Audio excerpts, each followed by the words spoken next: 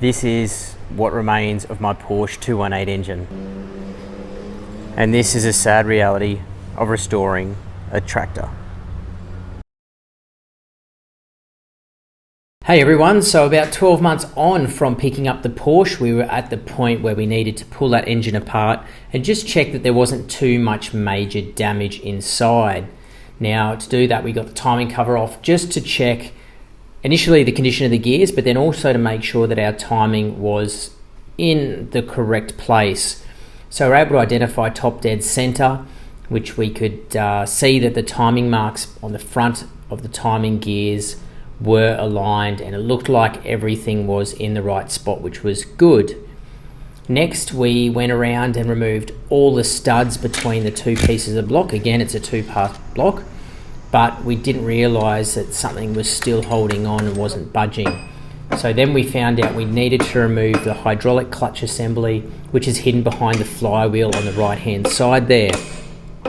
However, we knew that we needed to drain it, so we took the drain plug off the side of the flywheel. No. Back at the top again. Fuck. No, It's coming out. Go.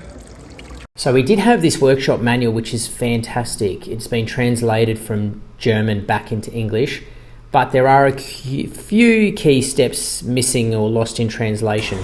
So we knew we needed to create a puller and use the puller in order to get the flywheel assembly and hydraulic clutch out.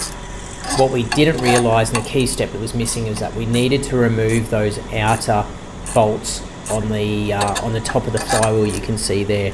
So when the puller was used and we're tightening and it wasn't moving, we reassessed, removed those bolts, and that allowed us to take the hydraulic clutch assembly out in two pieces. So it's a fluid clutch, there's about 3.3 litres of oil inside there, but then that allowed us then to get access to take those crankshaft studs out and remove that assembly, giving us access to the two studs that were stopping us from splitting the block in the first place. We're able to find the missing pieces inside the block, so the pieces from the liner that we haven't seen for some time, which was good to note that they were actually still present and the engine hadn't been reassembled as broken. This then allows you to get access to the crank. It was good to see that the conrods were in pretty good condition.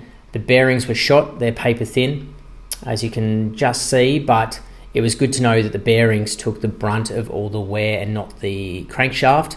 So hopefully we can get away with maybe a minor grind or a polish on the crankshaft, which will indicate what size bearings we need. Next, we just needed to remove the plungers, which run off the camshaft for the fuel timing, and then also the oil centrifuge. It comes out from the side. Then we can get access to the lower shafts.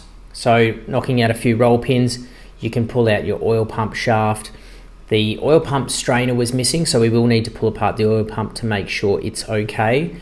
Hopefully the gears haven't worn too much. And what's left is a bucket load of parts ready for cleaning, sorting, allocating, and reassembly once we've got everything polished up and cleaned up. So there you have it. The insides of a Porsche diesel standard engine. Thank you for watching.